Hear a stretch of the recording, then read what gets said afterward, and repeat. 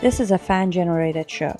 If you would like to support us, please go to jamieglazov.com and also don't forget to subscribe to our YouTube channel. All your support is greatly appreciated. Good evening. Welcome to the Jamie Glazov Moment. Tonight, COVID and the invasion of the body snatchers. Ladies and gentlemen, probably happened for the 1,000th time to me the other day. Maybe 10,000th time, but this time I realized I really wanted to do a moment about it in terms of the mask and the lockdowns and all this weirdness and bizarre, surreal, Kafkaesque behavior around us in terms of what happened to me again. This time I had to do a moment because of the ingredients of what happened. So very typically I'm going to the supermarket and I'm always thinking, okay, you know what, Jamie, just put the thing on right. Because usually it's kind of down here, and then, you know, I've actually been wondering, for those of us that are lonely and want social interaction, just don't put your mask on properly, because you're going to get a lot of attention and there's going to be a lot of conversation. You know, because a lot of the time I'm like, it's down here, and then people are coming up, excuse me, you gotta, oh, you know, and then I've been wondering, like, if you go like this, like sometimes you go like this, and everybody goes, ah! And then you put it up and everybody's like, oh, and then you go, ah, and then people go, ah! You know, like it's just so sick. It's just a Kafkaesque reality. So I've realized, Jamie, just put it on properly while you're walking in.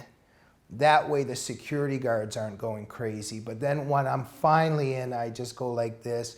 But still I get the people following me around and the scared people. And I usually walk around now in the supermarket and a lot of people are looking at me like this. And they're,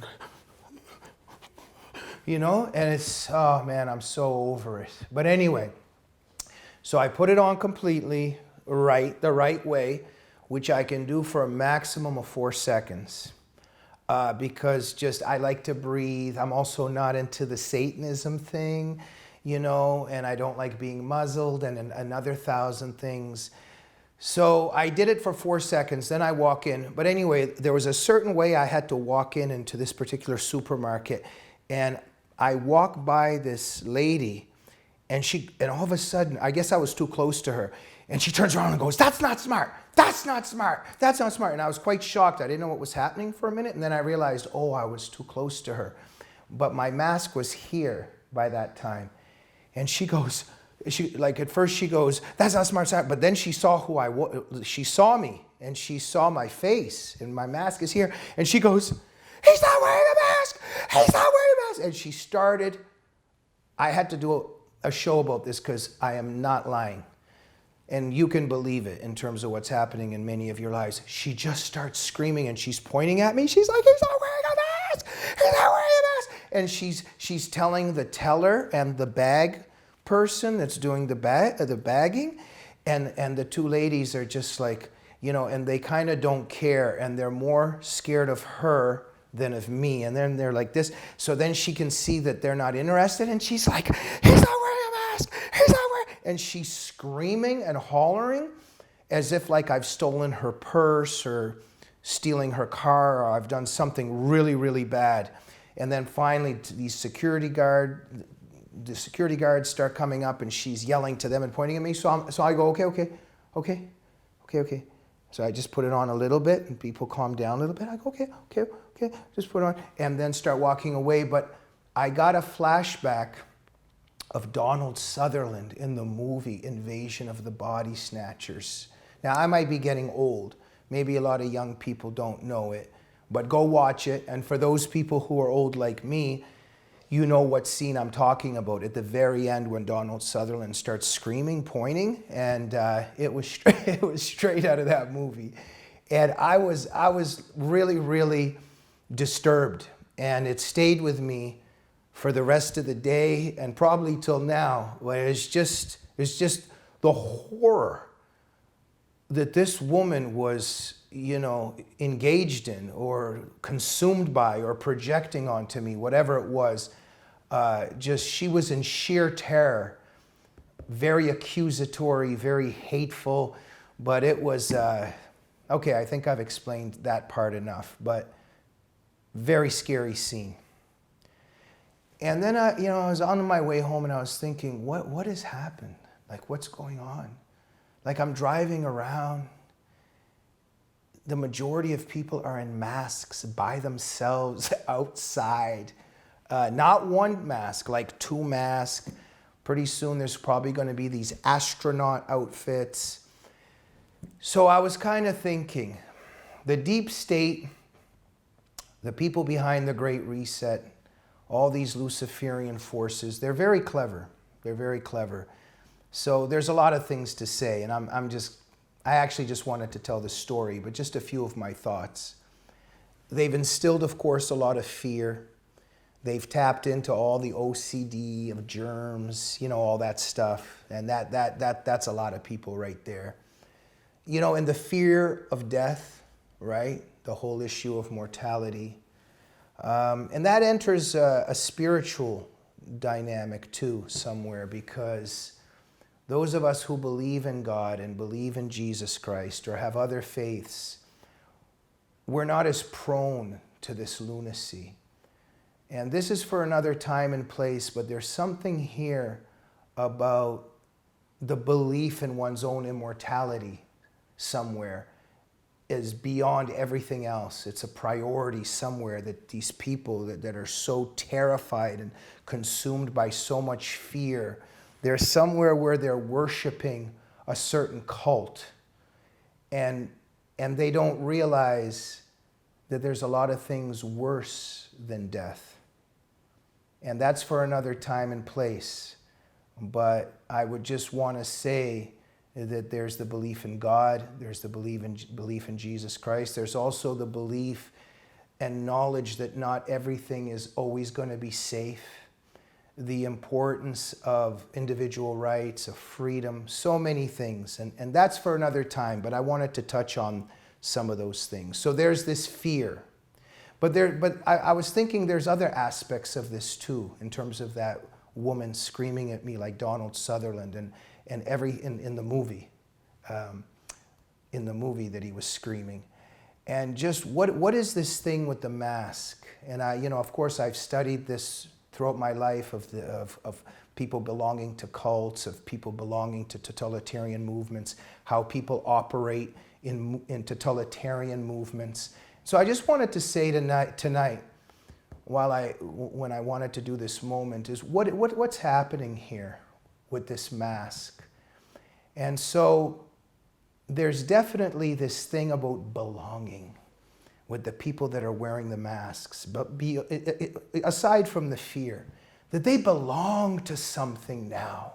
They have meaning in their lives, the people walking around, they get up, and then they got to put on their mask before they go outside. And they have so much meaning in their life now, and they belong to something. Yes, they might be alone, but they're alone together.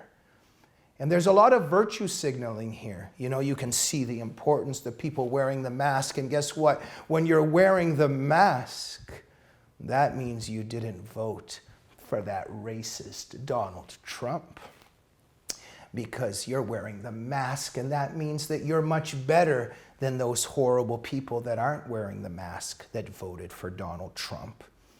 A lot of virtue signaling in this, a lot of belonging to something, And I think about my study of communist regimes and belonging to communist parties. And we know that in the communist eras of the Soviet Union, of Mao's China, that many people who joined the Communist Party, that before they were members of the Communist Party, their lives were insignificant, or they felt insignificant, right? I'm saying, because no, we don't believe that lives are insignificant. I'm just saying how people may feel that also don't believe in God and don't have a higher meaning in their lives, that they feel insignificant, many people. They search for meaning in life. But then in the communist regimes, we know, a lot of these cases where people became a member of the Communist Party, and they were so proud that they were now members of the Communist Party, and they could show their uniforms and maybe their badge or whatever it is of how they showed their belonging. And so there's very much the same thing here.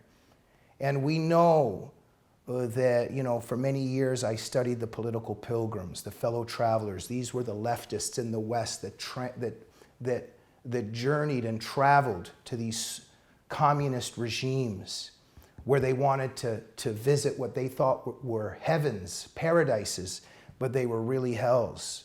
But a lot of these political pilgrims and fellow travelers, when they visited these hells on earth, they always talked about one thing, especially a lot of these leftists that went to North Vietnam. They always came back saying that they saw a purpose on people's faces. And I wanted to mention that tonight because there's something here of the searching for the meaning of life, searching for a purpose. And all the while, we know that in these communist regimes, there was mass death, and that a lot of these fellow travelers and political pilgrims themselves were killed by these killing machines. And we know that in this mask enterprise, that there's also some kind of very weird suicide happening in terms of what the mask, of course, does to us, in terms of what all the social distancing is doing to human beings, in terms of what these vaccines are going to do to people. And I was thinking also, my friends, in terms of that woman screaming at me, and I see all these people walking around by themselves with 20 masks all over their face, and pretty soon we're going to see goggles on the eyes and earmuffs and astronaut outfits and everything.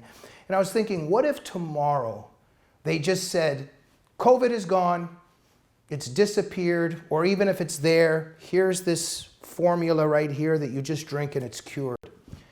A lot of these people wouldn't be able to go back. They'd have to wear the mask and socially distance because they don't want to go back to their feelings of insignificance.